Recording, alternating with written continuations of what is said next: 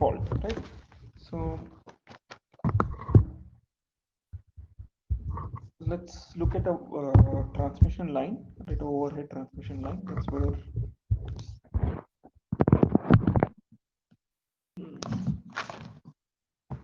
so let's look at the overhead transmission line. Okay.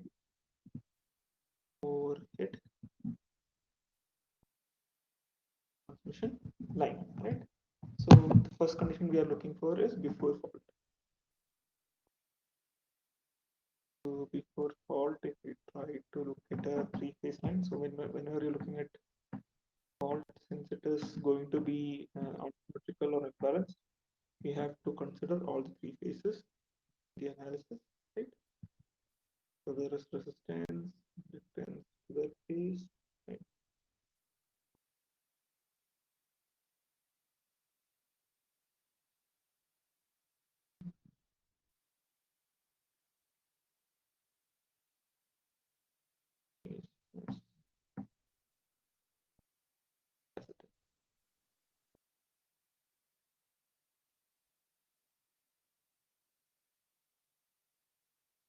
And it is connected to generator, which is connected to turbine as a excitation, right? So when we are looking at before pre-fault condition, the assumption is that the system is balanced, right? What are the assumption? The system is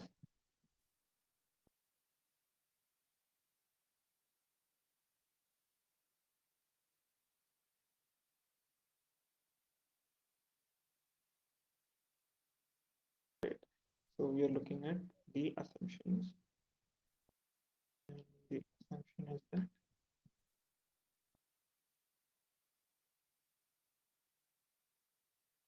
that the assumption is that the system is balanced condition and the synchronous generator is running at synchronous speed, right?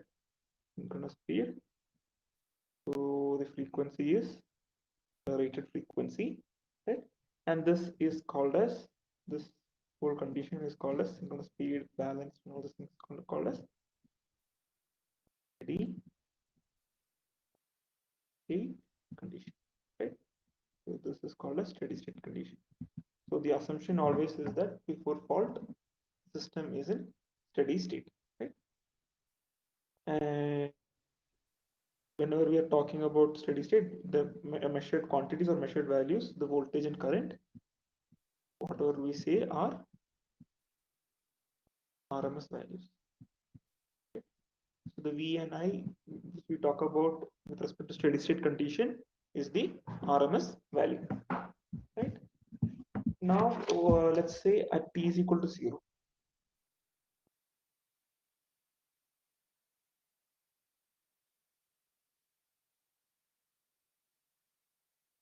So say at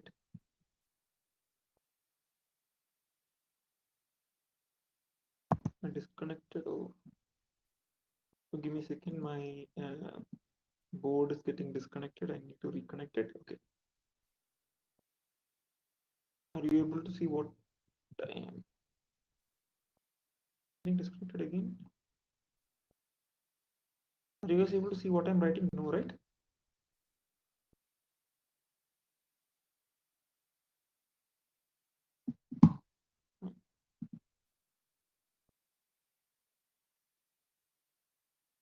Just let me refresh my page.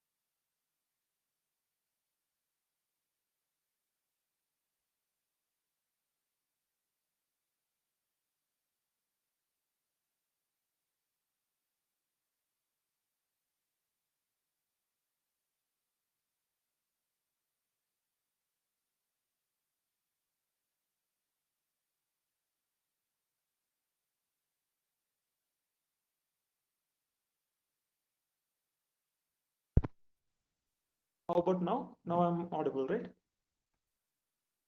Yeah, cool. Right. Sorry, I just had some glitch with my network, right? So now let's see, this is the system under steady state condition, and we are going to say at t is equal to 0, right? At t is equal to 0, short circuit is going to happen. That a short circuit is happening between the phase and the ground, right? So basically, a line to ground fault is occurring at t is equal to 0. So since a line to ground fault is occurring, right, the capacitance can be ignored, right? And the whole network now can be replaced by, so this is under fault condition, right? Let's look at one phase right now. Under fault condition, the network would be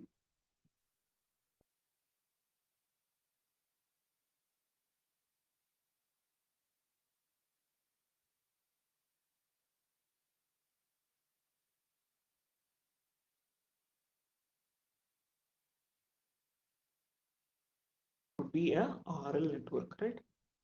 And V is equal to, this voltage would be V is equal to Vm sine omega t plus alpha, right? And what will be Vm? Vm would be root 2, the given value, right? So this is V, let's put it as V vector, right? In omega t plus alpha, right? And this I,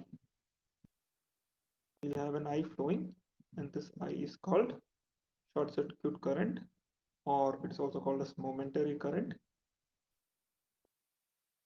Also, it is also called as instantaneous fault current or instantaneous current.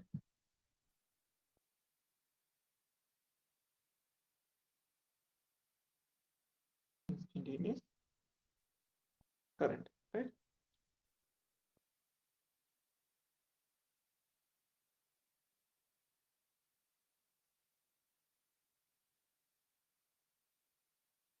So let's look at the waveforms, right? How it comes or how it plays.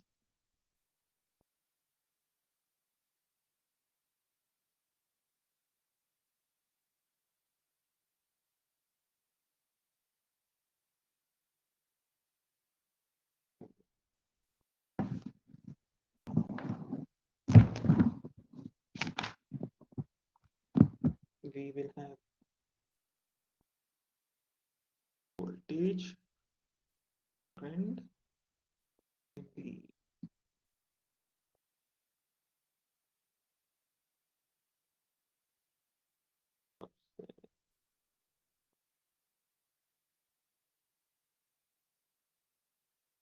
offset, and now the right. So on my sinusoidal wave, my sinusoidal wave is a little bad, right?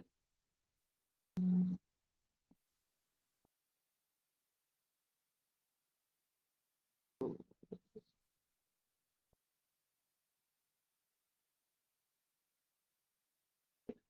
so this is our V is equal to Vm sine omega t plus alpha, right? So where alpha is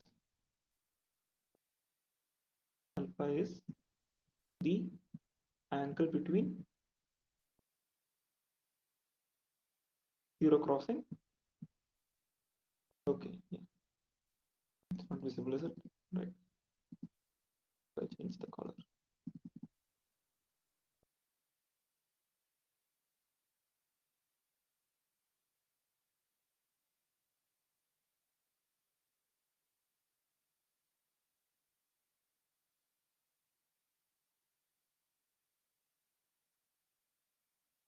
Okay. So this is the voltage waveform, right? Which is basically V is equal to, is it visible now, Takura? Vm sine omega t plus alpha, right? Where alpha is the uh, angle between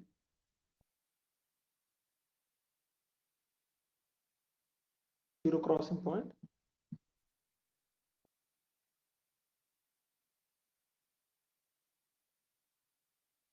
and fault instant fault point. So, right, let's say it happened at this instant. This is the instant when the fault occurs, right? So, if the fault did not occur, suppose if the fault did not occur, the based on the angle, means based on the RL circuit, right? The current waveform would have been more or less like this.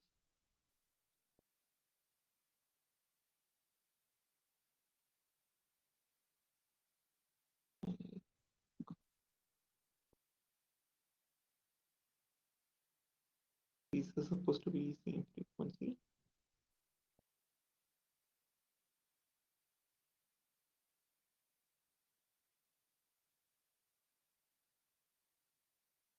Right? That would have been IFS, right? Or I, instant current, right? Now, since the fault occurred, right, there is going to be a DC component, or the energy that is stored in the inductor suddenly gets dissipated, or due to that instant there is going to be a decaying DC component, right? And that comes out as heat. So this is our DC component of D, right? So what happens is that due basically the instantaneous fault current at this instant will be the combination of the actual current plus this DC component, which will cause it to be a sudden rise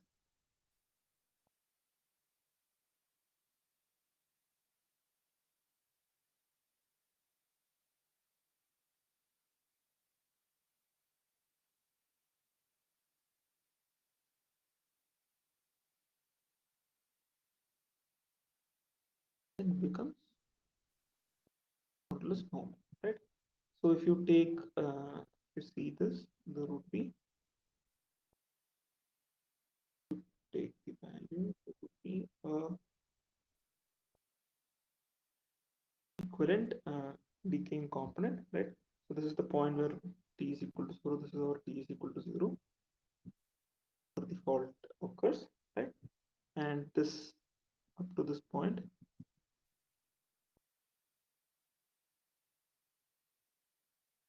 is called as the first cycle. So this is the first cycle current.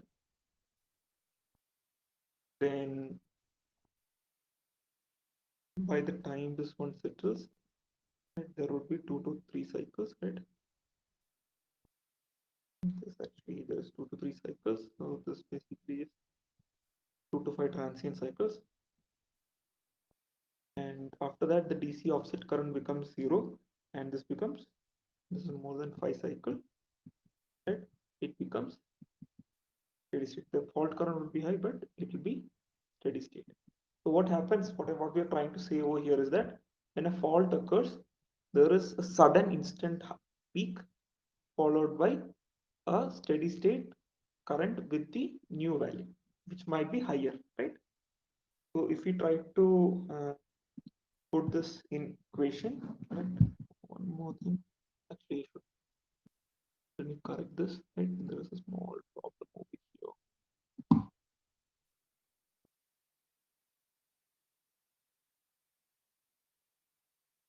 Between 2 to 5 cycles.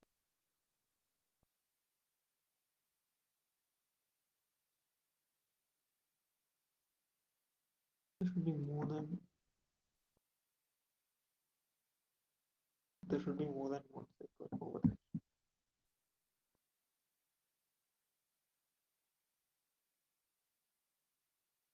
So don't worry, this figure will be there in the note that I'll give you. I'll upload the notes into the Google Drive. So this diagram will be there in the note properly. But if you want to take it down, right?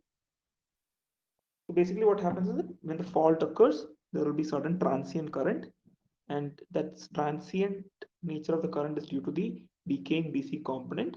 And once the DC component decays away, we get back to the steady state current, but the steady state current won't be same as the old steady state current, but it will be corresponding to the new network dynamics caused by the fault. Is that clear? Right. So I'm moving on to the next. Let's look at the equation for the fault current. Right. So under this short circuit current, the instantaneous current, right? We have to look at from a your network point of view. So I, small I is the instantaneous current, IR plus L into EI by dt, right, is equal to root 2 Vm sin omega t plus alpha, right? So this is a linear first order differential equation, right? So the instantaneous current is similar to the instantaneous current of a RL circuit. So this is basically same as a RL circuit, right? For which the switch is closed at t is equal to 0. So basically this is same as whatever response you have learned in network for the circuit. Where t is equal to 0, the switch is closed. This is same as whatever we are looking at right now in terms of fault, right? So when if you look at it, you will get IS, Imax, sin omega t plus alpha minus phi, right, plus into e power minus t by 2, where this is the decaying component. And what is phi? Phi will be tan inverse x by r, right? And what will be the time constant of the circuit? Tau, it would be L by r. And what is Imax in this equation? Imax would be Emax divided by Z, right? Or would be root 2 V by Z. So if we substitute all of that, we will get instantaneous current during fault condition as root 2 V by Z sin omega t plus alpha minus phi plus e power minus e by 2. Basically, this is I steady state, right, plus this I transient or the DC component, right? So basically, the instantaneous current of a fault has two components.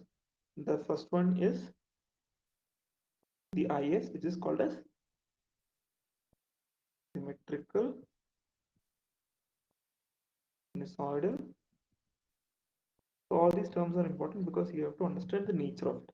So it is symmetrical, it is sinusoidal, but it is also the short circuit.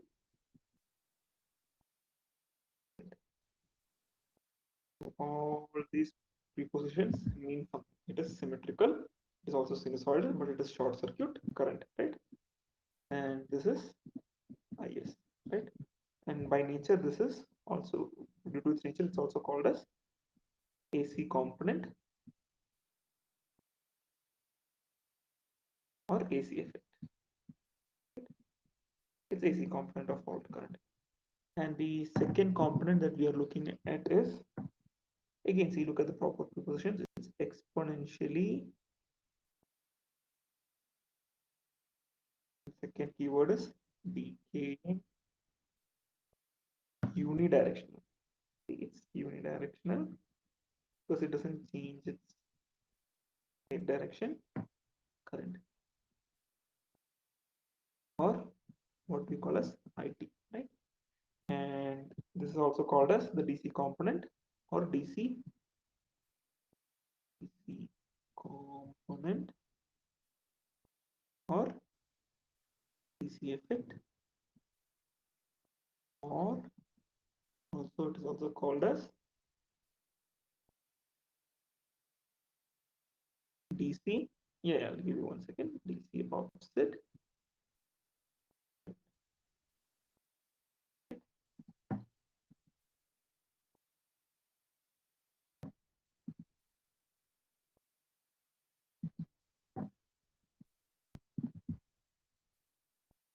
Hello. Oh,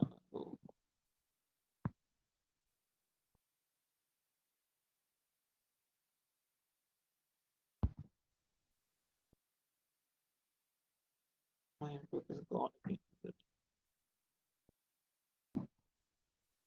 Yeah, just give me a second. I don't know why this interface is being buggy today for me.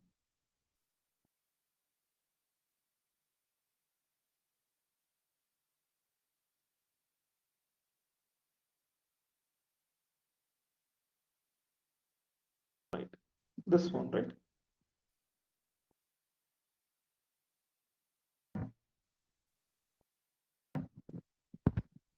Okay. Just let me know once you're done.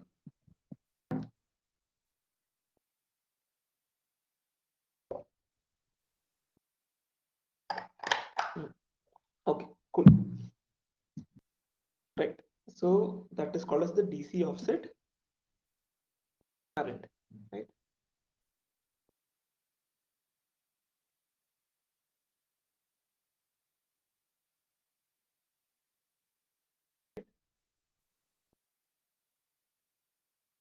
So how do we calculate the value of the DC offset current? So basically what we have to do is that we have to consider the initial condition of the inductor, right? So why is that DC component coming in? It's basically how the inductor behaves with respect to DC, right? So what is it? Inductor does not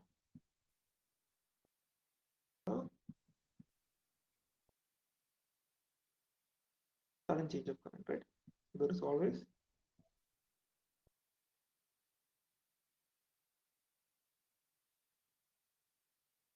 control of sudden change of current. So basically at t is equal to 0, f 0 is equal to 0. Basically what it was that it is root 2 b by z sine t is equal to 0. This is alpha minus phi, right? Plus a into power 0. So if we rearrange, we will get k as minus root 2 v by z, right? Sine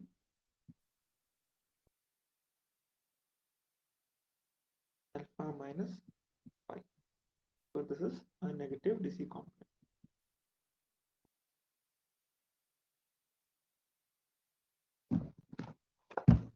Right. Now if suppose if alpha minus phi is equal to 0, so suppose the fault occurs at the instant when the instantaneous angle is equal to phi, right? So what would that mean?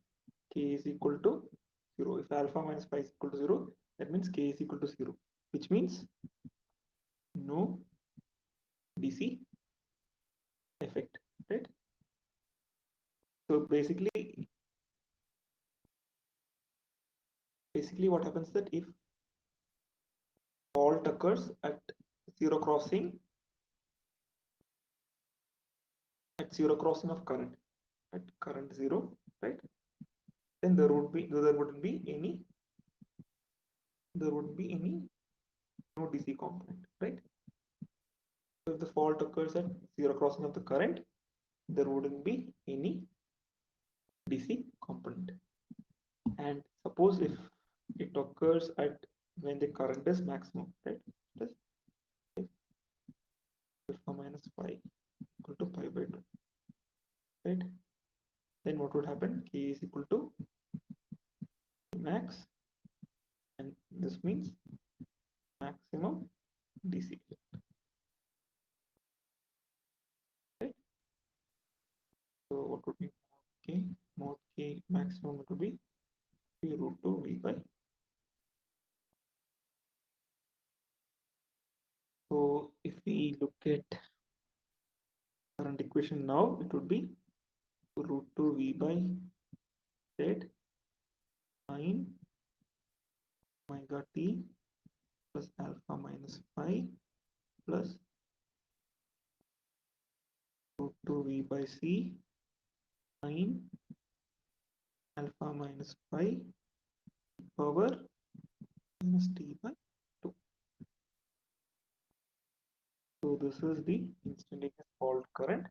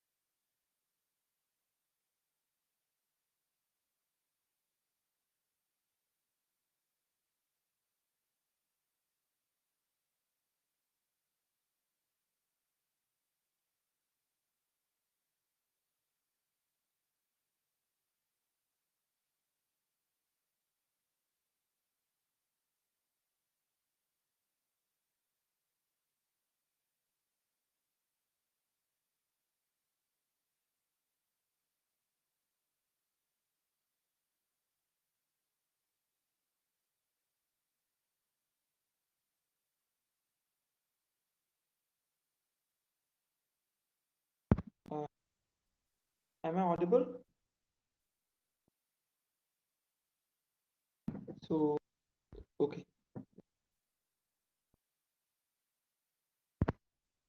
okay. So I'm just having some network issue. I don't know why this is happening today. Um, but I just lost my connection on my system. Just give me a second. I'm trying to reconnect over here.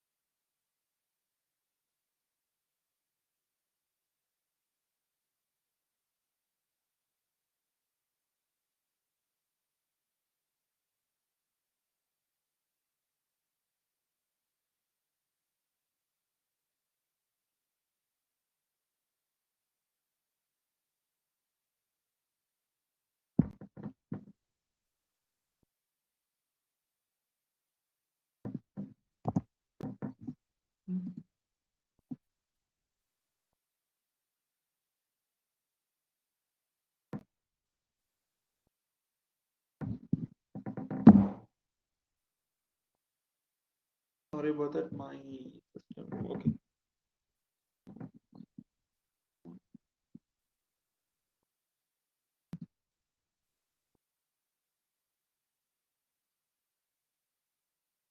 Not able to find.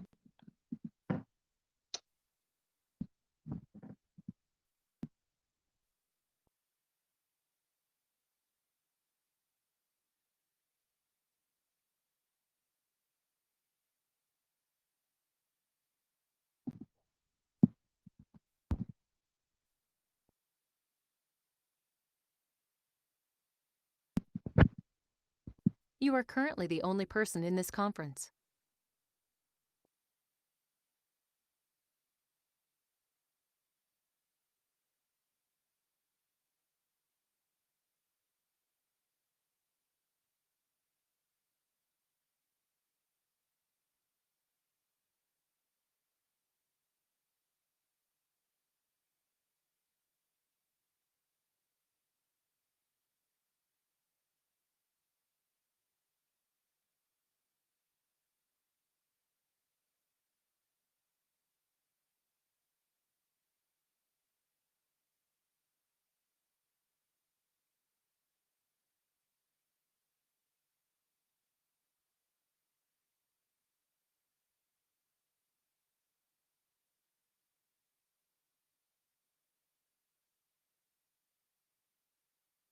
Yeah, I think right now I think I have my network back on. Right, I'm audible now, right? I think I'm audible and you guys are able to see. Right.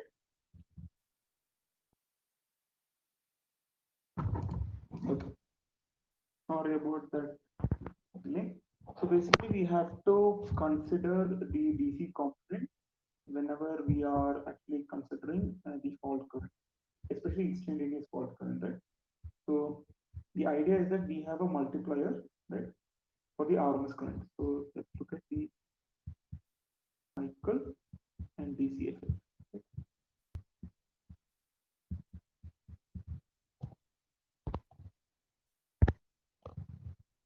Okay. So look at the cycle and the DC effect. Right? Right. So this is the first cycle after the fault, then the DC effect is approximately 1.6. Then if you are looking at 2 to 3 cycles, then you are looking at 1.4 times, and 4 to 5 cycles, you are looking at approximately 1.2 times, right? So basically, the RMS component can be multiplied with the following value to include the DC effect. So you don't have to go by the exact norm equation. You can always multiply it by this DC effect component, right? And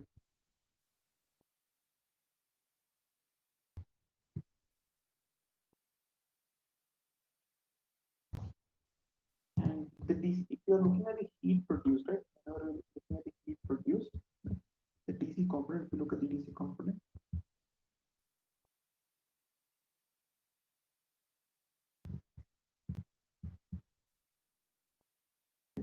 the DC effect produces zero heat because it's constantly changing, right? For a DC current to produce heat, it should be constant. So the DC effect produces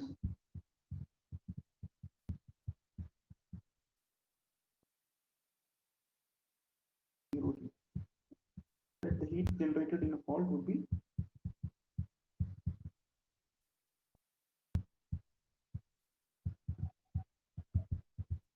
I square R into time.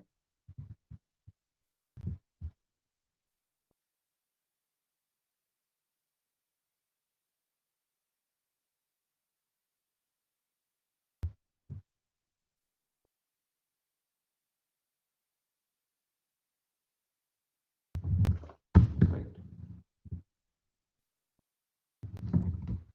Now we need to look at one more condition, right? So we were looking at the maximum condition, right? What was the maximum condition? It would be alpha. So let's look at what would be the maximum momentary current, right? So what was the condition for maximum? It is alpha minus pi is equal to pi by 2, right? So if we substitute, if we consider with the DC effect, what would be I max? It would be root 2 V by Z, right? I know this is at the very first instant, right? So P is 0. Alpha minus pi minus root 2 V by Z into,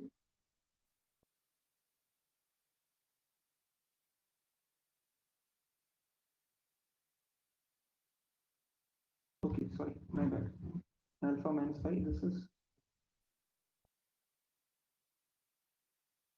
okay, so this is was the one when we are considering the DC effect, right?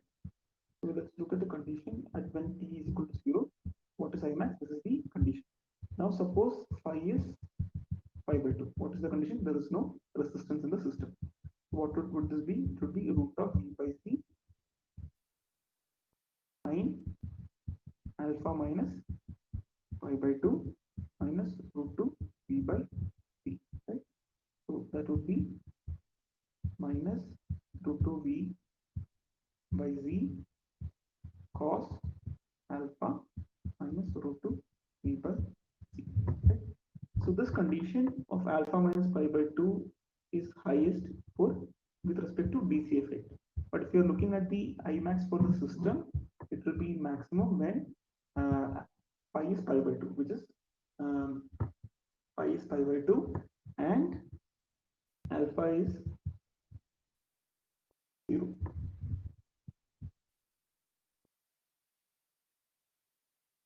So if alpha is 0, what would be? This would be cos alpha will be 1. So Imax would be under this condition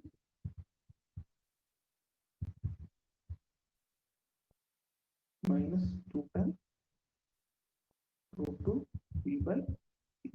Right? So let's just recap this. Maximum DC current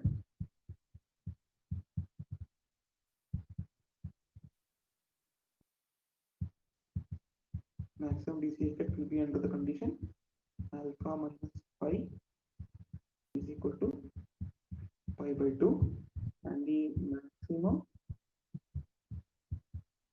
fault current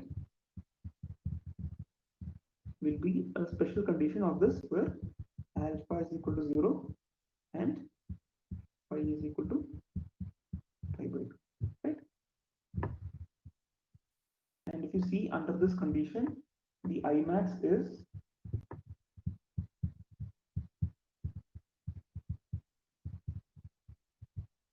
minus 2 times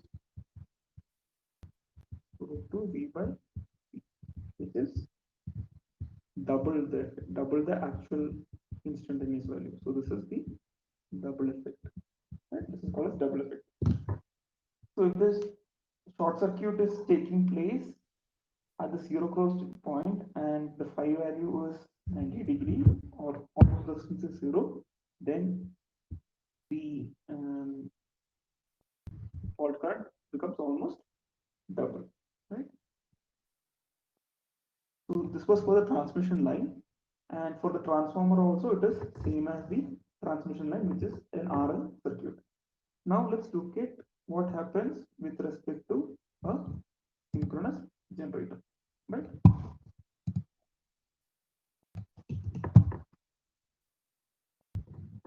Oh, sorry. This one or this one? Slide 11 or slide 12? Okay, take it down.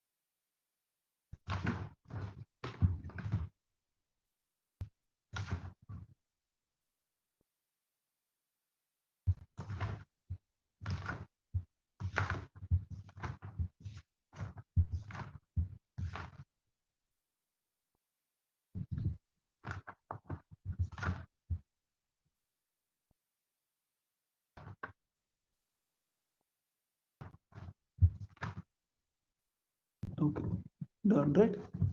Okay. Let's look at the synchronous generator.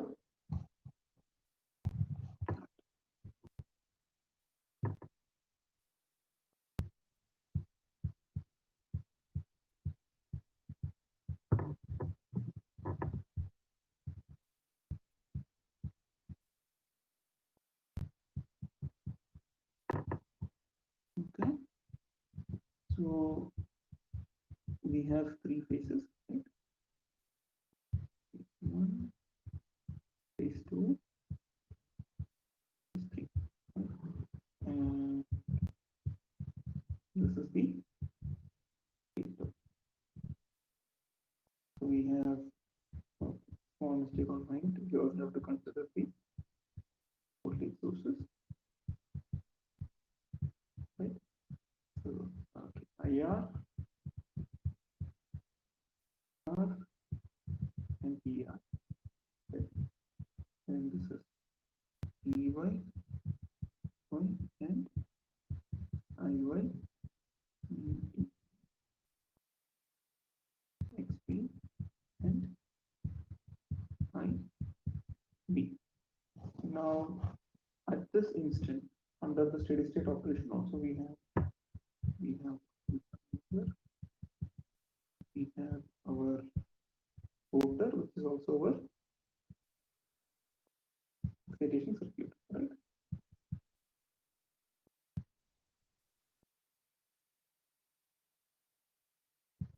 DC, right? And this is probably offset by an angle phi, which is our load angle with respect to the generator. So at this instant, stator current is equal to load current. Suppose now at t is equal to 0, at the instant t is equal to 0, a fault occurs, right?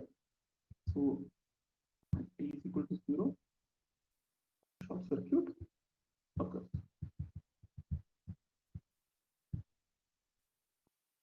So one thing that we have to consider over here or remember is that most of the loads are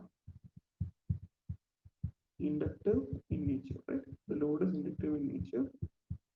So at any given instant, rate of flux is going to be greater than rotor flux.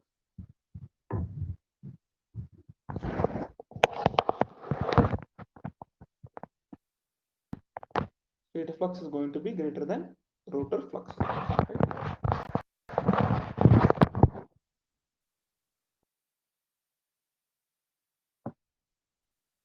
And the air gap flux or the air gap between these two is going to be slightly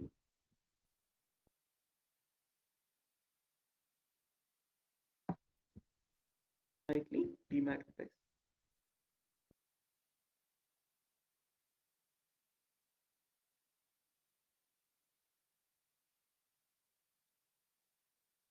And this is called as what? You know what this is called as? That since the load is inductive, the stator flux is going to be greater than rotor flux, and the air gap flux is slightly demagnetized. This phenomenon has actually a name. Do you know what the name is?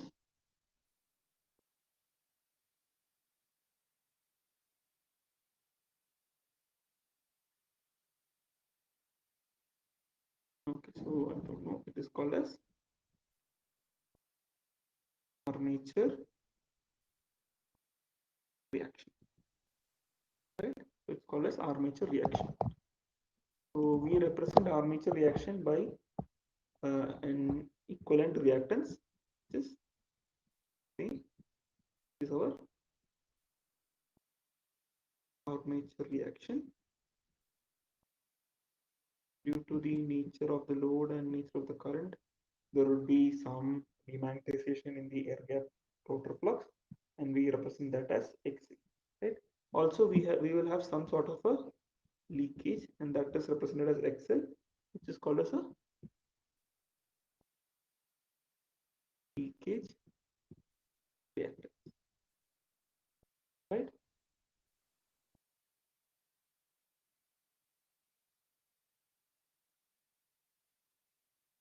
So basically, the flux produced by the rotor winding and also the flux produced by the stator current are rotating at synchronous speed, right? It is rotating at synchronous speed, but this rotating flux of the stator will influence the rotating magnetic flux of the rotor, and it will slightly be demagnetized, and that's what we represent by XE, right?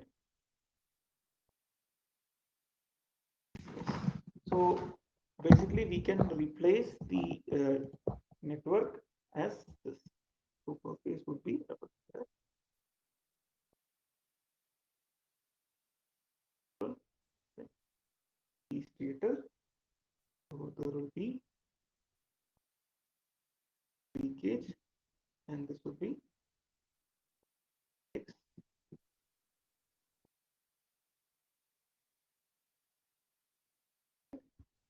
So each phase is 120 degrees apart, and therefore XL and XA is present in all phases, right?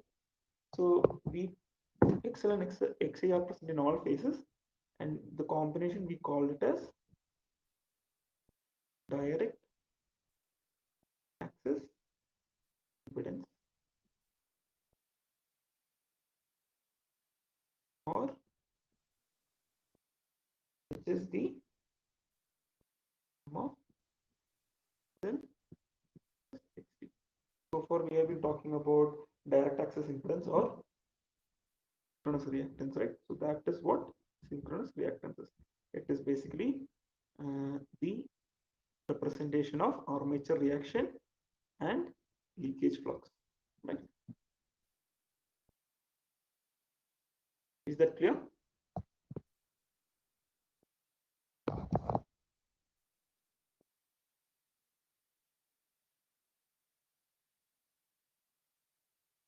I'm audible, right? Is that clear? If you have any questions, please do let me know. Okay?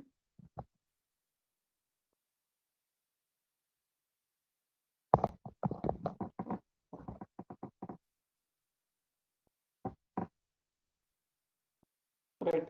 So suppose now let's assume that a fault occurs at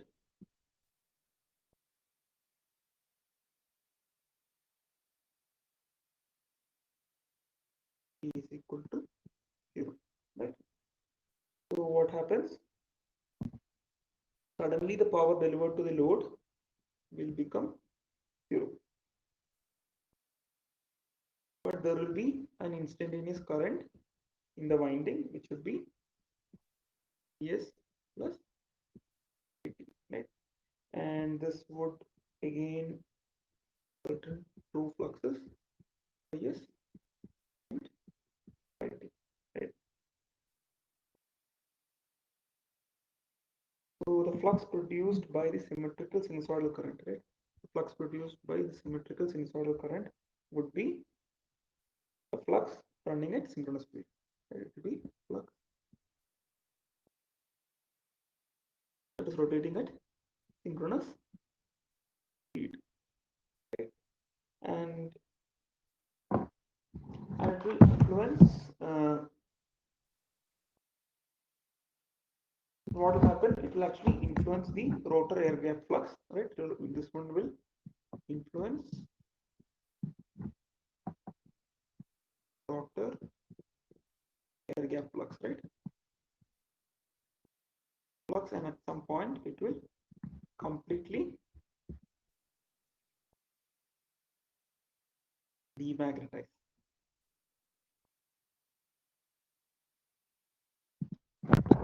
Completely demagnetize that airspace, causing the system to go synchronous generator to become unstable. It will cause it to be unstable, right?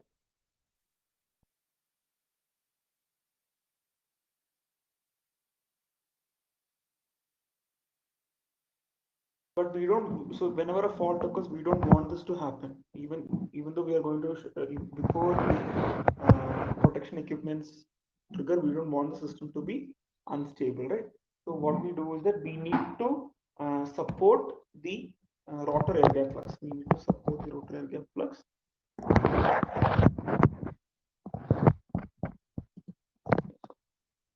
So we need to support the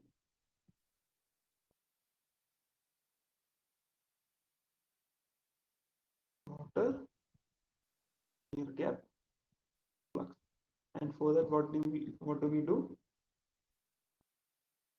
we introduce something called as damper winding.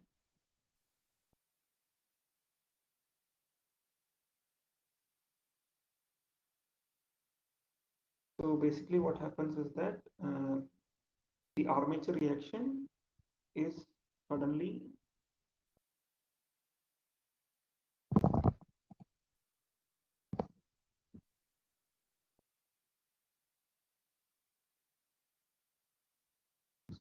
leakage, right? And then we have armature. At the instant we have X field coming in parallel and also the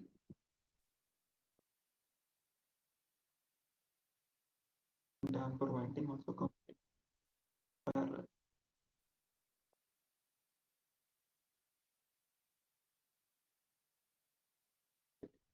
So suppose in our first cycle, right? So the first cycle is what we call as subsynchronous cycle one. So immediately after the fault occurs, this cycle, and it's called as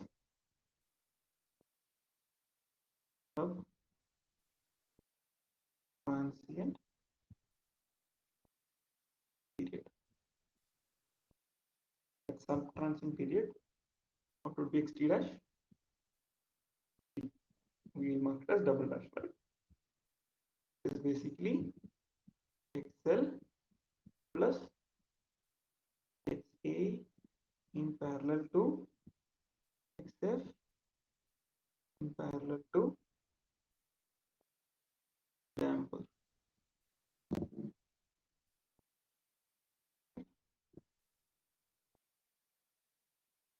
So for damper winding is constructed in a way that its R is resistance is high. So what happens? Its time constant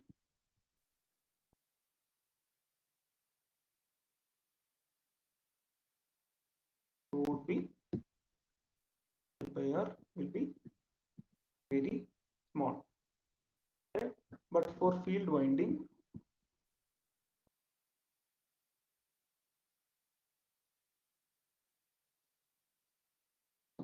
R is low and L is right. So its toe would be high. So the idea is that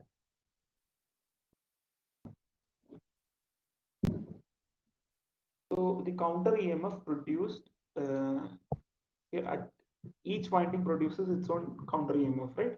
To basically prevent the current flow. So the counter EMF produced by each element depends on its time constant. Since the damper winding has high resistance and field inductance is more inductive, the counter EMF, so the counter EMF produced by the damper winding disappears pretty quickly, right? But field winding still stays. So after cycle 1, in the second one, cycle 2 to 5, P is to consider as transient period.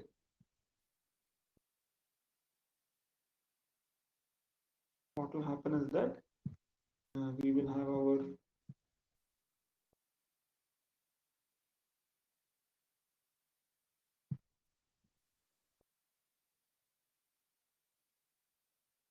XL, XC, and we will have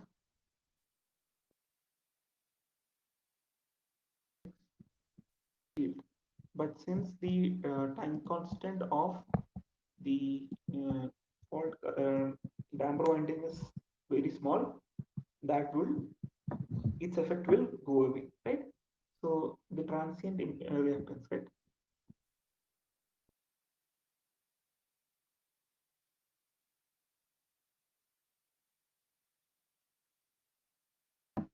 Xt dash is given as xl plus xc parallel to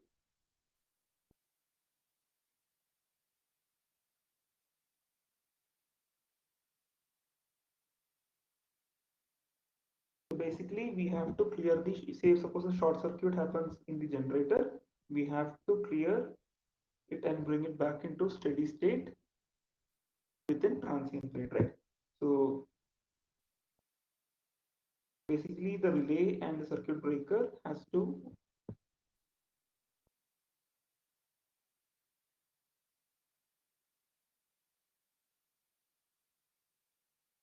wait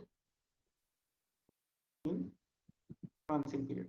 So when we are talking about a relay setting or circuit breaker setting, we usually tend to consider the transient reactance, because subtransient reactance is small, very small period in the beginning, during which it's very hard to achieve this kind of a physical. Because when you're talking about relay or circuit breaker, we are talking about physical action, right? A physical mechanical action taking place. So that is not possible in that. So basically what we're talking about at this point of time is that basically when we're talking about fault, we want that to happen in transient period. So whenever we are talking about fault analysis, we usually tend to talk about it in transient period. Is that clear?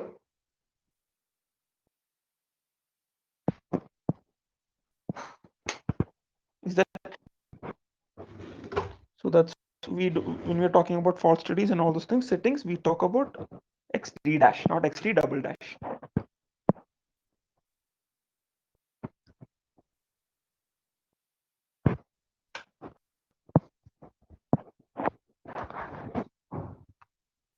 Oh, that's why. So give me 1 second.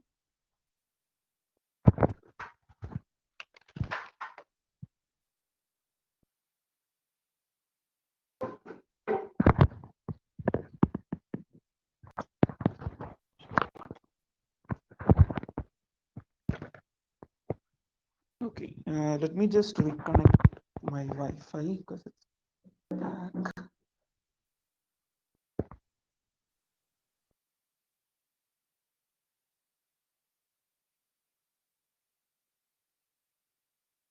Yeah. I'm still audible and this is still visible, right? This thing that I'm drawing.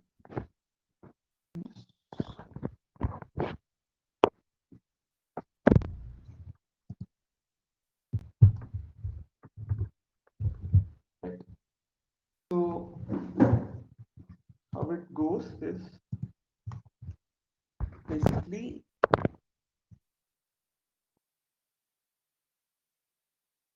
the double dash is less than dash is less than 60, right?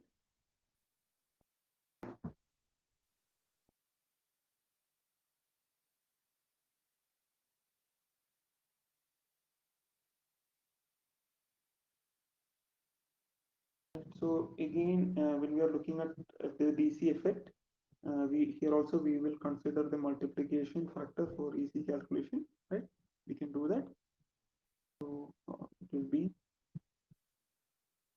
for the first cycle, it is 1.6 equal to 2, 3 or 2 to 5. This is the transient period is 1.4, and then when slowly decrease, it is 1.2.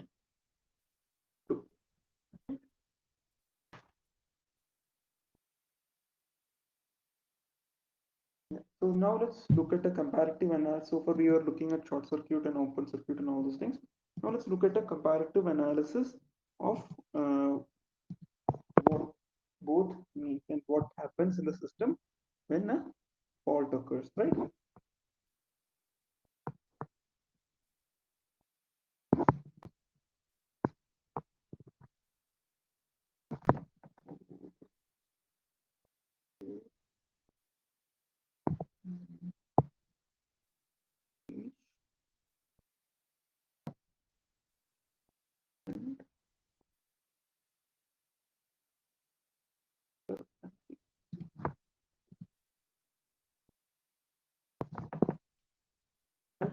So this is the type of fault.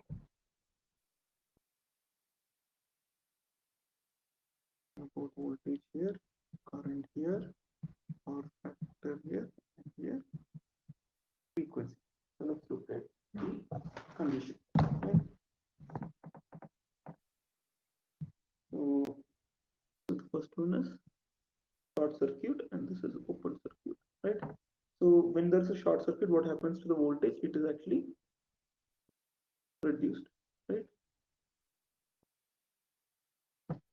It's usually approximately brought down to 0. Here, when open circuit happens, it actually increases. What happens to current? It actually increases, and here it is on reduced to almost 0. And when short circuit happens, the power factor is usually reduced, right? And this one, because phi tends to become approximately 90 degrees, which means cos phi will become opposite, right? And what happens during short circuit? The load suddenly goes away, the speed of the rotation increases and the frequency increases, right? And here also frequency increases. In both cases, the loads are lost, but in two different ways, but which will result in increase in speed, which will result in increase in frequency, right?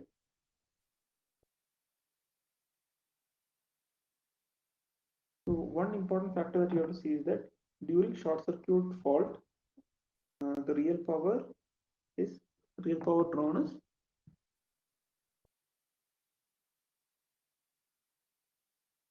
is 0, right? So the power that is drawn is purely reactive. Or one interesting or important observation is that the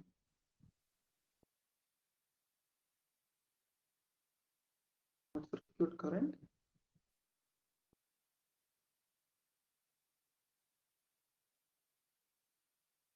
is a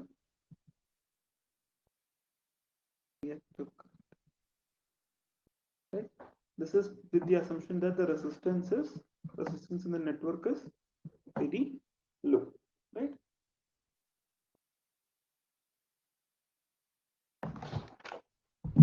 Is this clear?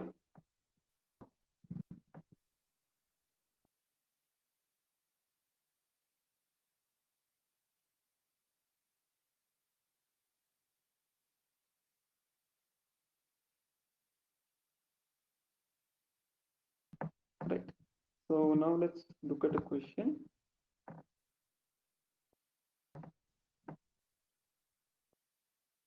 Which of the following fault is most severe? A L G L L L E incline and D L L L.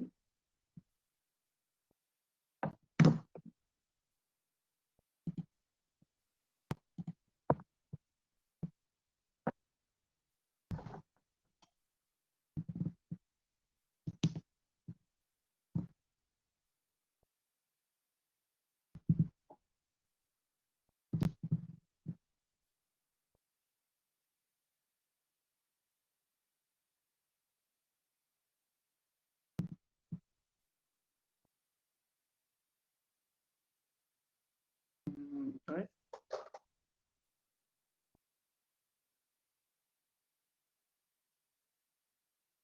Can you respond to the poll?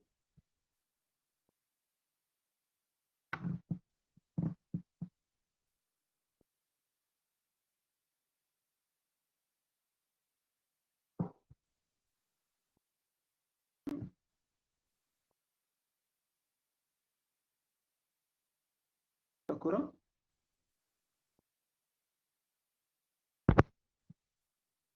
Okay. So we have two answers for A and one answer for C. So for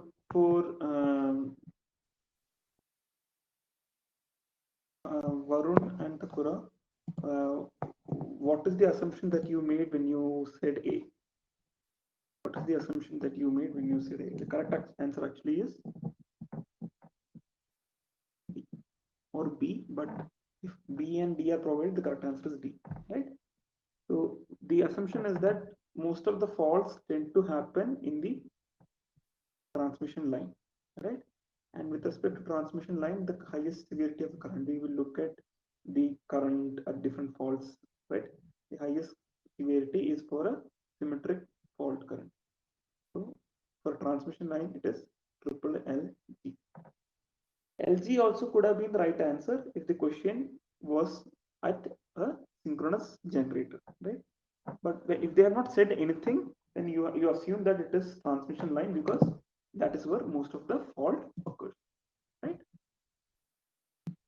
Is that clear?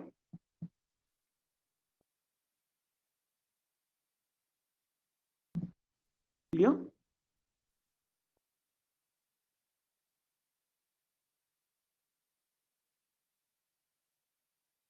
So now let's so we will revisit what we left earlier, which is the symmetrical components. So we saw that unsymmetrical faults are the most common or most prevalent in our system. So we need this mathematical approach to uh, solve and study the system, right? So what was the first one? It is positive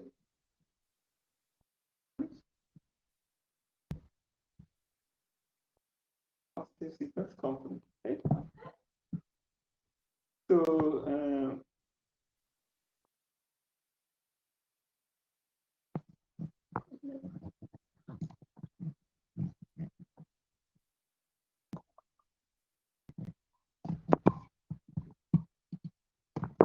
first one is positive sequence component. So their features are these.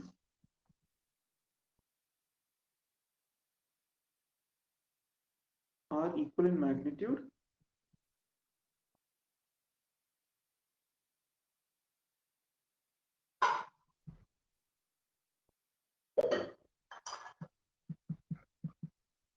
They are equal in magnitude.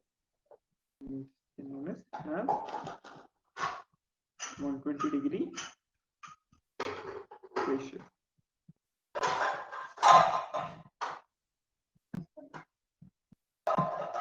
120-degree phase shift, right? And the phase sequence. This is the important part, right? The phase sequence of the sequence component is same as original sequence.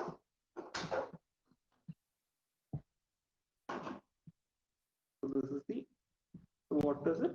It is having equal magnitude. All for all the three positive sequence component will have equal magnitude.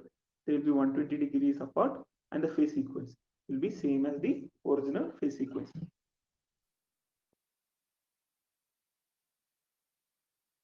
Original sequence, right?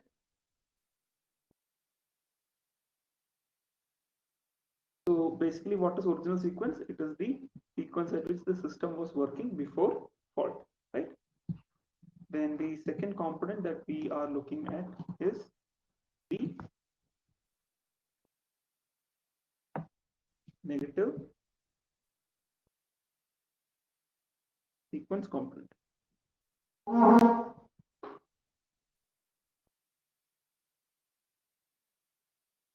Negative sequence component. So, let's look at what are the defining factors of a negative sequence component. Again, it is this thing. It is equivalent magnitude, right? Second one, 120 degree apart. This all are same, but the defining factor is that it is the phase sequence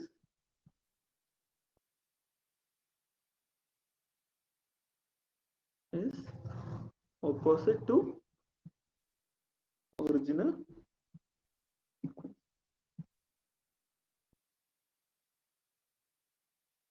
right?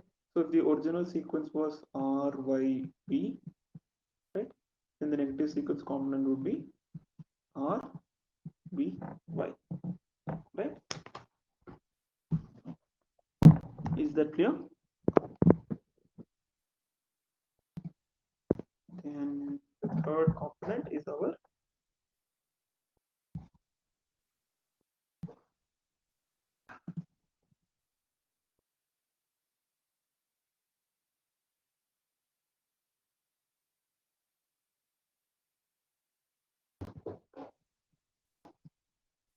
component is our zero sequence component, and their definition is basically they are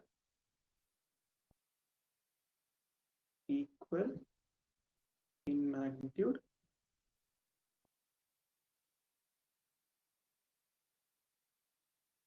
and there is no phase difference. No phase difference.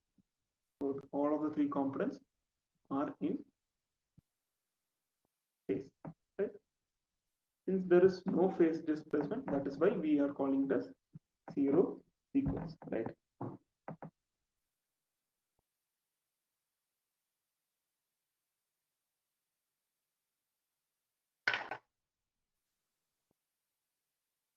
Right.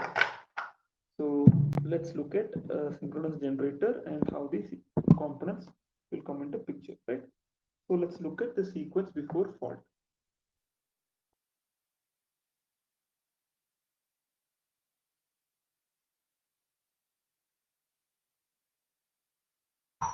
Right.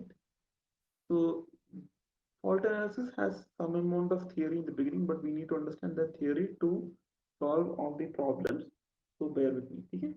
But it's actually very interesting because there are a lot of interesting physical interpretations to all these mathematical jargons and approaches.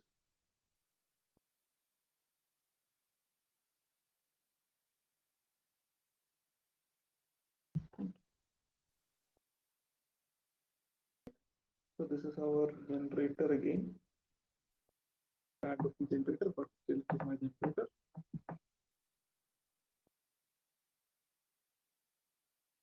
Right. So we have ER equal to ER1, EY is equal to EY1, and EB is equal to EP1, right? And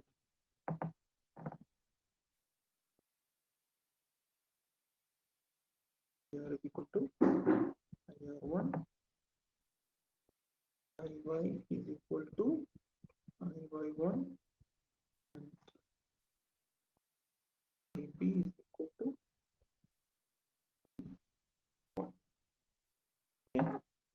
So,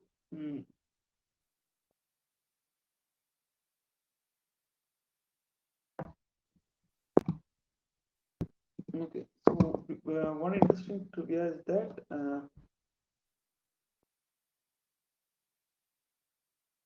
we can use ABC and so we use ABC and RYB interchangeably, right? And this is the clockwise sequence. You know why it is called as RYB?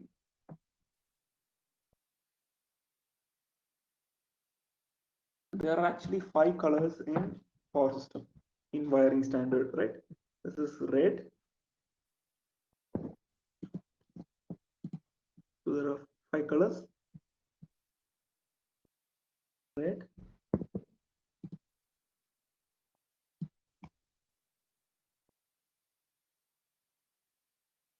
yellow,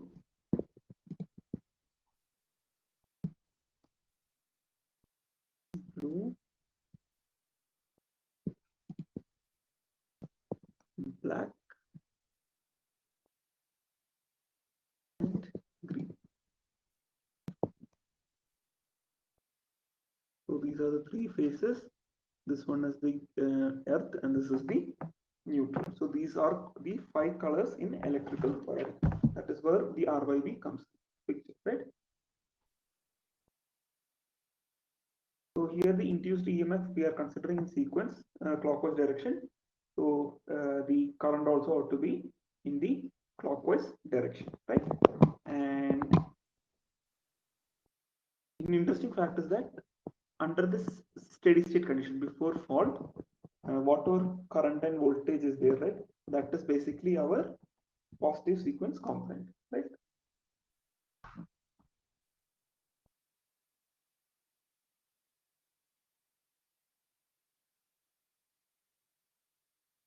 So basically everything at this point, everything that is happening in clockwise direction and in a synchronous fashion. So there is no other component. So everything is positive sequence. Now see, let's say fault occurs,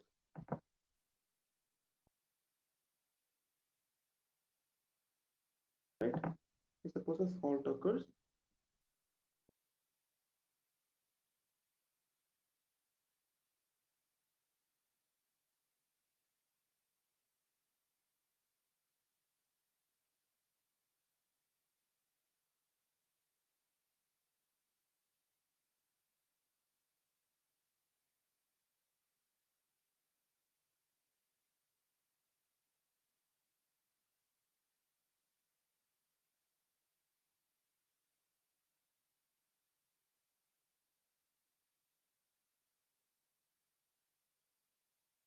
Right? Now see, suppose a fault occurs at here at this point.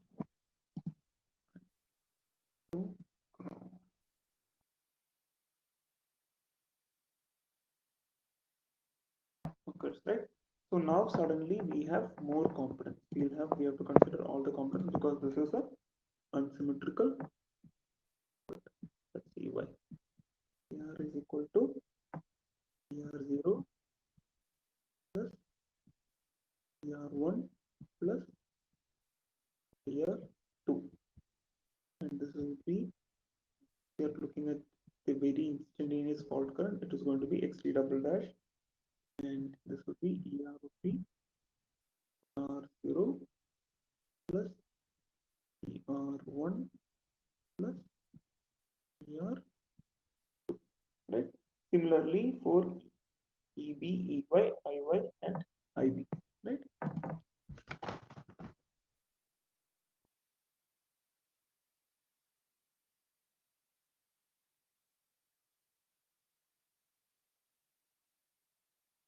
So why this whole component comes, right?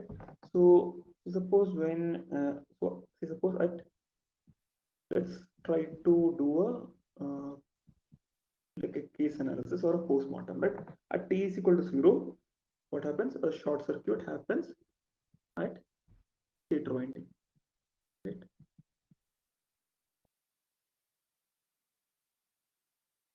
But what happens at this point? The electrical characteristic of the network changes, but the mechanical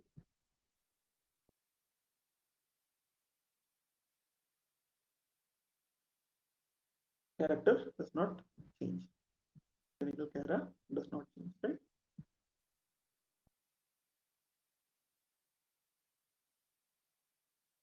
So basically, the turbine is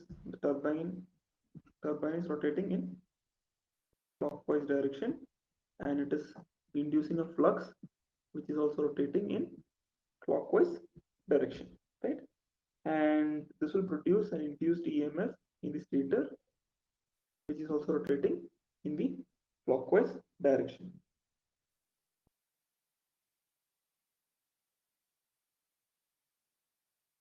And this is the and this electrical quantities produced by this component is called as the positive sequence component, right? Components produced by the clockwise rotating flux and the corresponding things is called as the positive sequence components of the subtransient condition, right?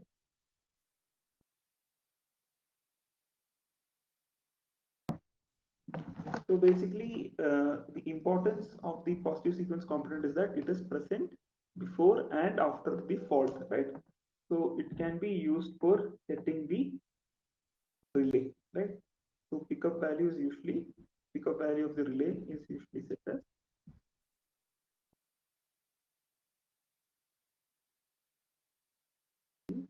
of the relay is usually set as 110% of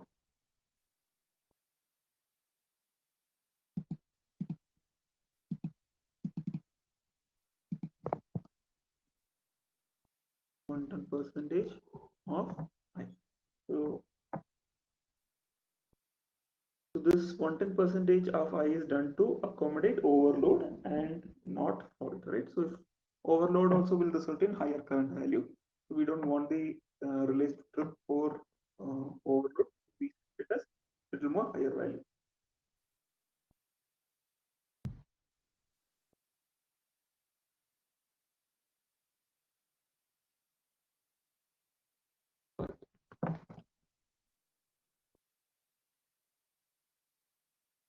So basically, this is the positive sequence component.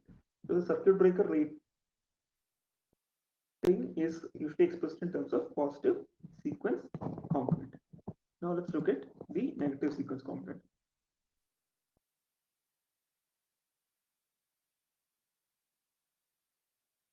So suppose if there is a component of current flowing opposite, so if current in stator is opposite to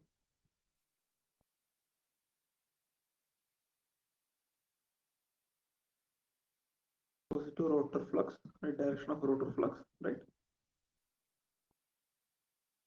Then those components are called as anti-clockwise component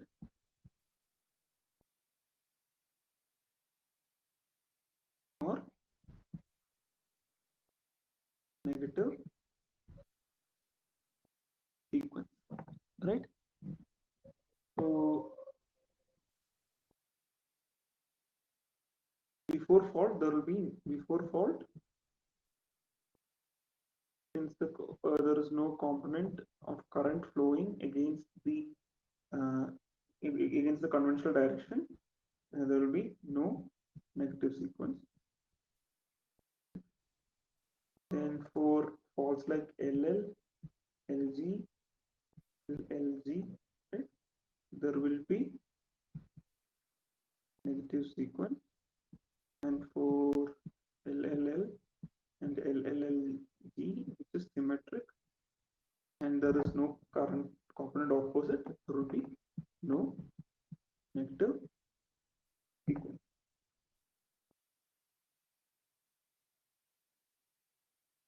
Right? And in case of negative sequence, right, even if there is, even in case of an unbalanced system, it is produced in addition to the positive sequence. But it doesn't matter because the negative sequence component is basically present in stator, right? But the rotor is still unaffected because short circuit is not happening in the rotor. The rotor is still unaffected, and the current in the rotor and the flux in the rotor is still clockwise, right? There is no flux, anti-clockwise flux in the rotor. So basically no EMS is infused with respect to that. That is why ER2 will be 0, EY2 will be 0, and EB2 will be 0. That is why there is no EMF component to. Also similarly, ER0 will be 0, EY0 will be 0, and EB0 also will be 0, because only there is only clockwise rotating flux in the rotor, which is responsible for the EMF induced in the generator. So there will be no components. Right?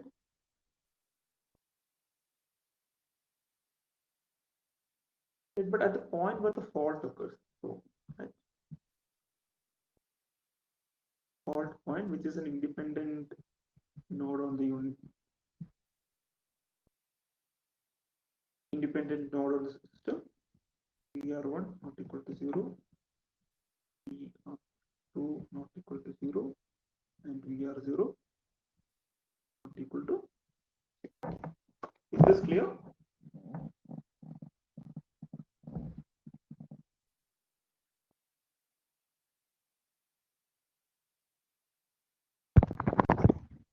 Is that clear?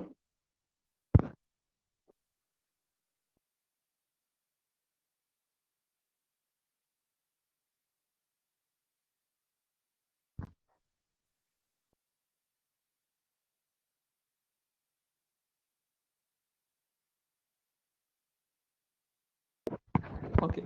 So now we have to look at what is the importance or physical significance of the negative sequence components, right? So if you see the flux produced, right? The flux produced by negative sequence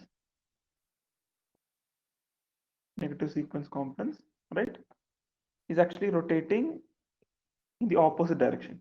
So what would be the relative speed?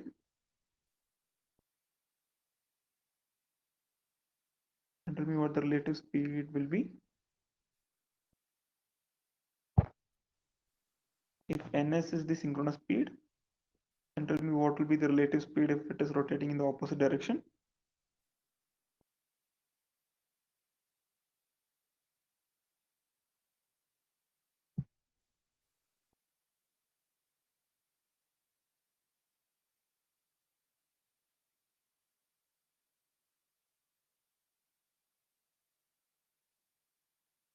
Okay, I'll give you options.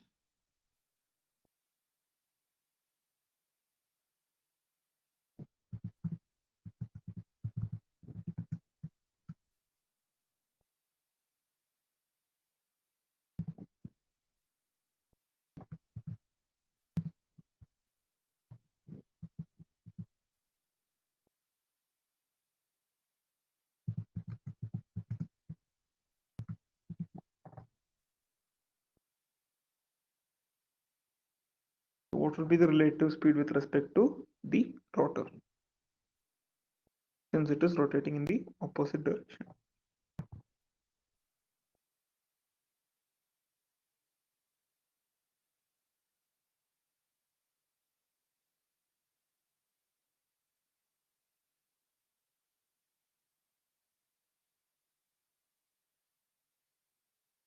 Takura?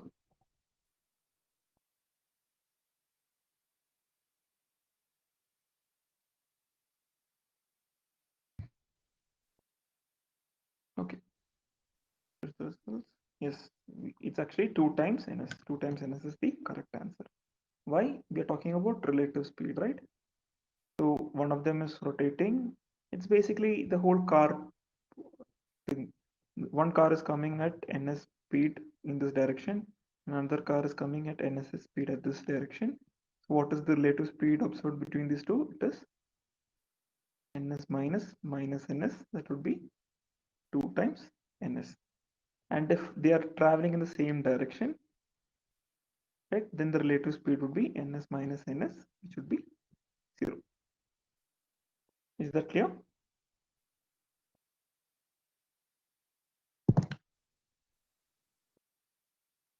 So yeah, the negative sequence component is rotating at twice the relative speed is twice ns, so which will create a circulating current in the um, circulating current having double the frequency. So this will result in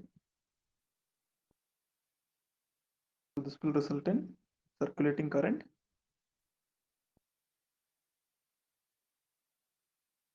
with double the frequency, which will cause overheating, right? So basically what we do is that And what will happen when overheating happens? Dielectric will fail, right? So in order to protect the synchronous generator, so to physically protect the synchronous generator, we employ a negative sequence relay, right? So let's just make this note. The note is that which of the following relay is used to protect generator against unbalanced loading. So basically, indicator, okay, see, basically,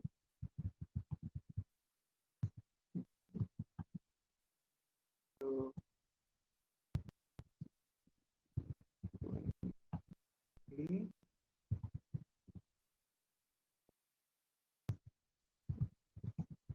OCPA, the overcurrent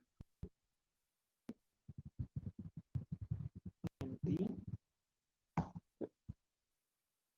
differential.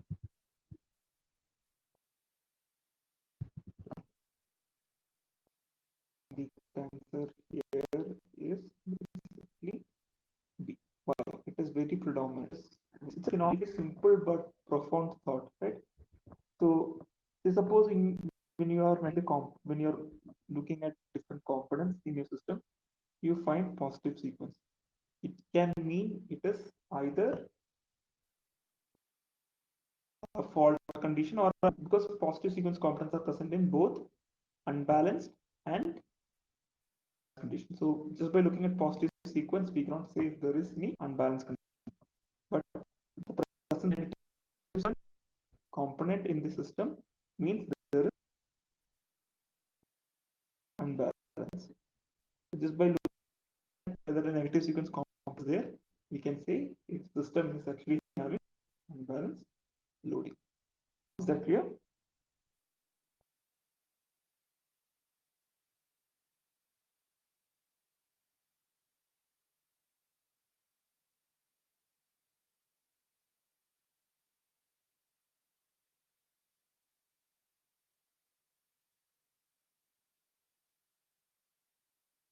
Okay. So I want you to try a question right now based on this one interesting concept that we discussed. Okay. Four-volt induction motor, right, is supplied from slightly and supply at 3 hertz, right? It is running at 440 RPM, right? The speed is given. The induced frequency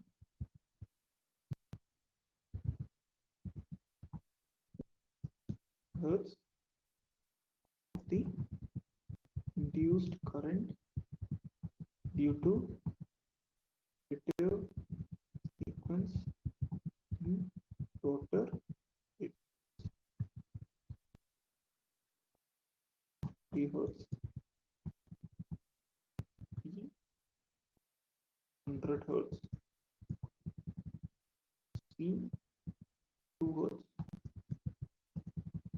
P.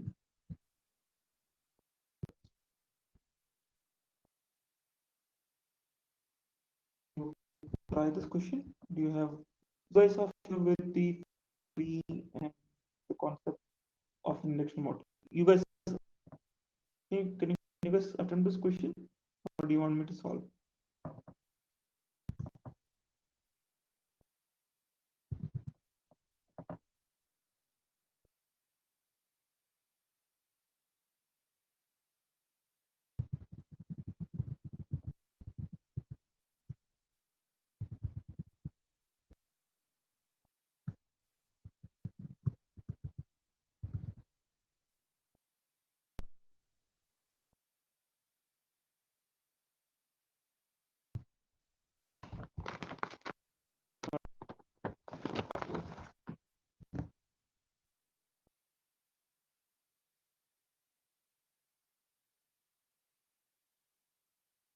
Right. So Varun will try.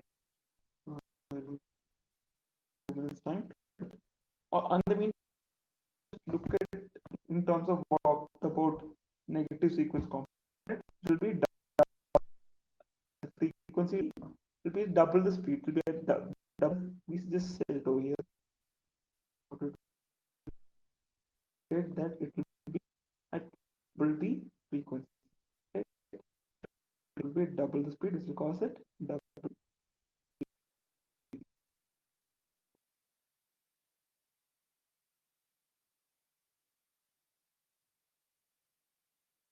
It will be at the double the frequency at which this one.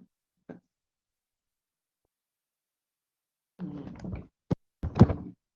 Try this. So go with that logic, 50 hertz. But the thing is that this is a action motor, right? And they have specifically said it's running at a particular speed. So the frequency may or may not be 50 hertz. So you have to see what the actual frequency is, right? What is the speed? Ns 120 f by p. So what would be frequency? Np by p, right? It would be 1440 into 4 divided by 120. So if you do that, you will get it as 48 hertz. So the induction motor is actually operating at, even though supply is 48 hertz, the induction motor is operating at 48 hertz, right?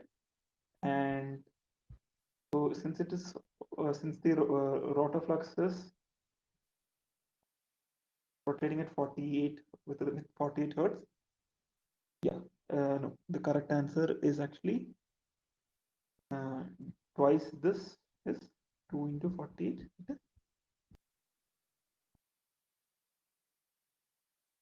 Oh, sorry.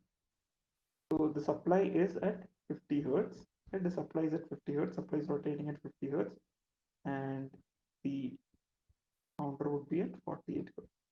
So it will be 50 plus 48. So this is that's a difference. The trick part of the question is induction motor, right? Induction motor does not have additional support in the rotor, right? So it's 50 plus 48, that is 28. Clear?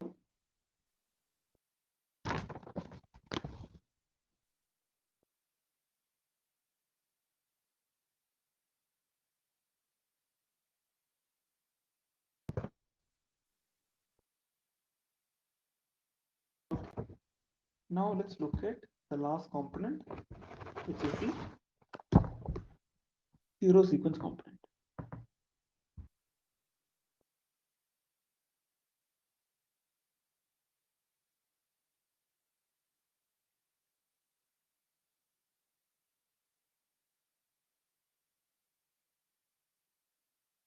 Right?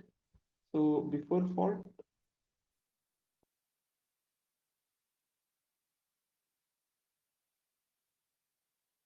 right, there is no zero sequence, right?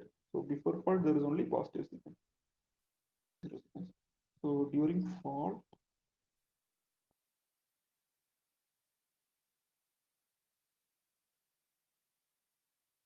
right? So during fault, what are the different types of fault? LG, LL, LL, P, and L, right? So negative sequence component are present if there is unbalance, and zero sequence components are only present if there is unbalance with ground. So it is present in LG, not present in LL, present in LLG, not present in triple L, right? So let's note it down. This is an important point. Zero sequence is present only for unbalance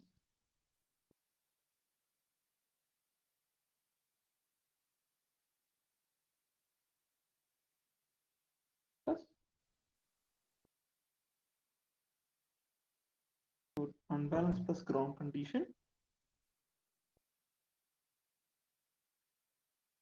Yeah. So one of the requirements for zero sequence is that there should be, the assumption or requirement is that there should be neutral grounding. The neutral of the generator should be grounded.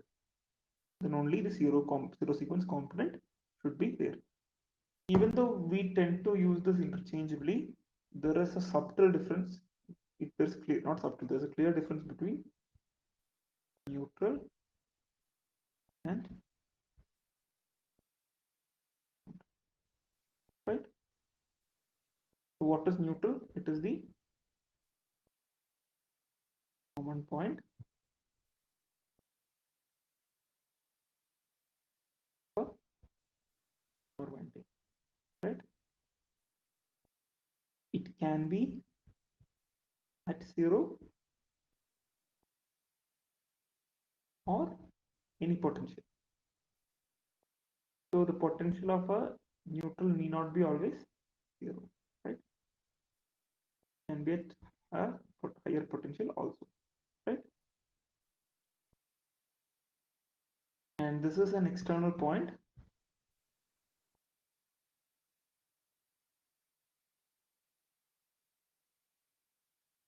Which is always maintained at zero potential. So at times we interchangeably use neutral and ground because neutral and ground are connected, but you have to understand that these two are two unique points in our network. Clear?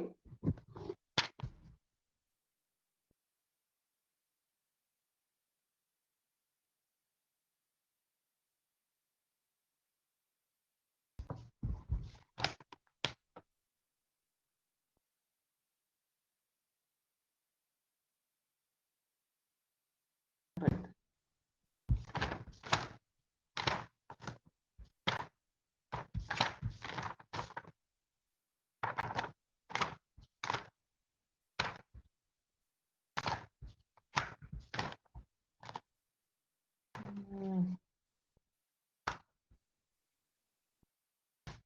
Right.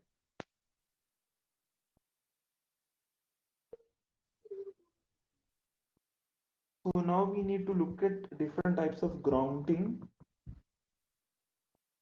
and okay, continue. So the first one, okay, let's look at what happens if, let's look at a system where there is no, where neutral is not grounded, right? Okay. Neutral, why?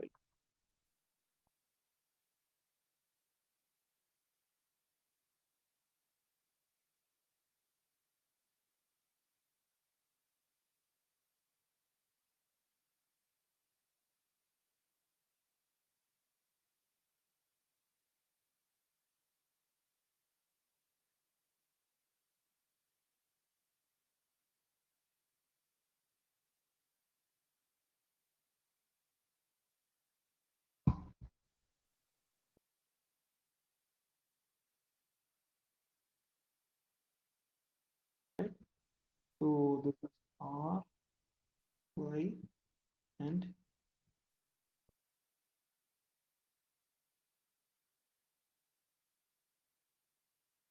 B. So under balance condition, what would be, suppose this is 100, 100, 100, right? Under balance condition,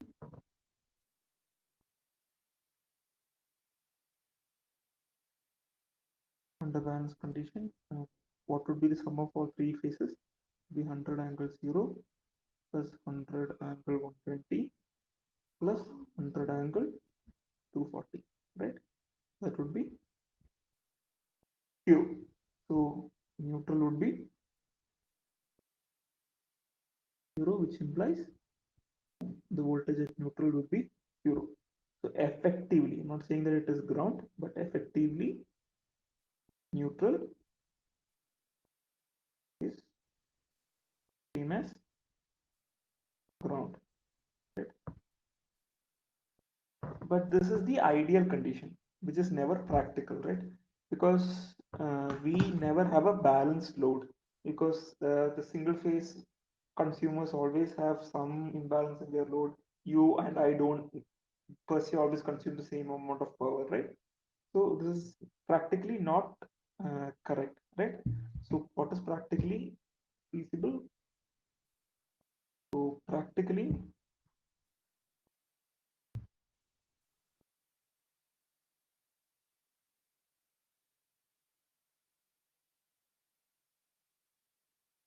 IR plus IY plus IB not equal to 0.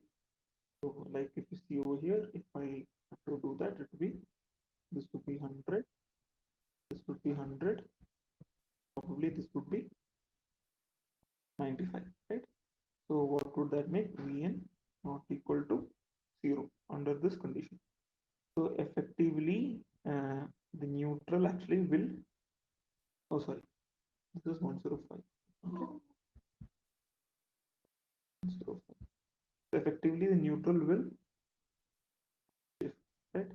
And this is the new neutral, where effectively the Vn will become 0, right? This will be the point in the network where the sum will be 0, and this is called as a floating neutral, right? So when there is a difference in current, it will result in a circulating current, and that will cause the neutral to shift, right, towards the more loaded. Here R is more loaded, so it will get shifted towards the more loaded phase and result in what we call as a floating neutral, right?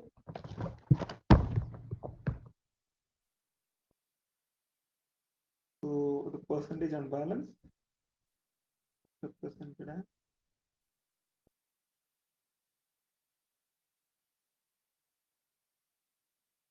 current,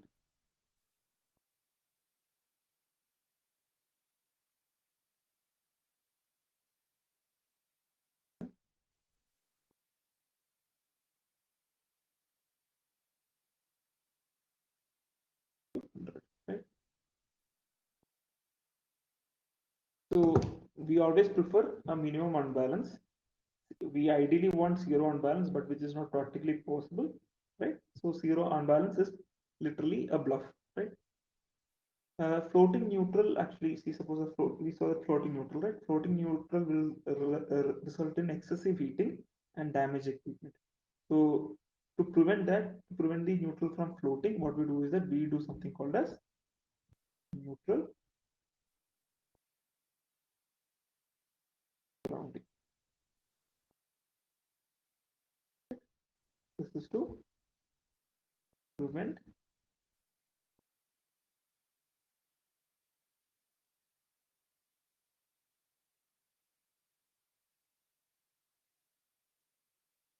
floating neutral, right? So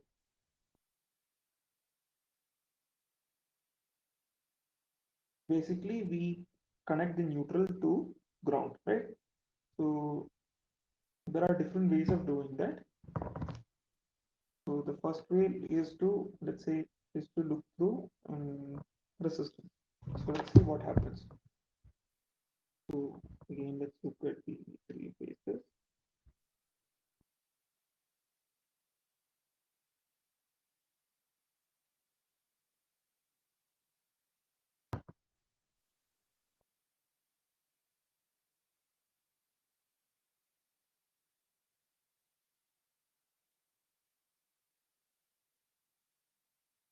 Right? We have three phases, and we will connect this neutral node here for resistance, and this is by creating a circuit, right? This will be the ground. We will create it, and we will connect it to the earthing road, right?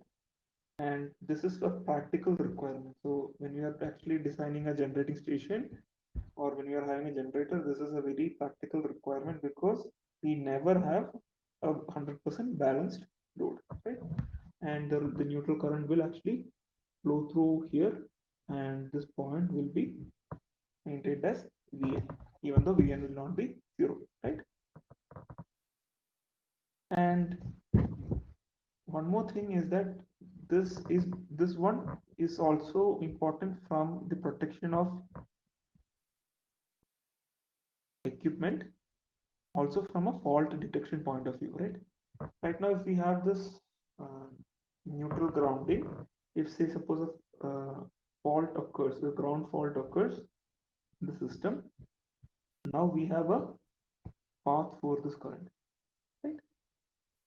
There is no neutral grounding, there won't be a path, and we won't be able to detect there won't be zero sequence component, we won't be able to detect a grounded fault. So neutral grounding also provides a path for the fault current to flow, thereby helping us detect a grounded fault, right? So let's do something. Let's stop over here, and we will come back and we will look at symmetric networks, right? We look at different symmetric components, and we will look at symmetric networks in the next session, right? Do you guys have any questions or doubt till now?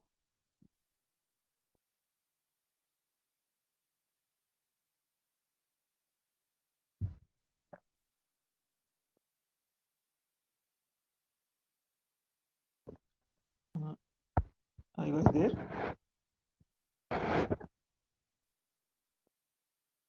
Any doubts?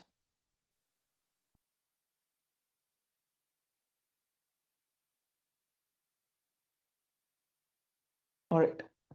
So yeah, I'm stopping here. Good night.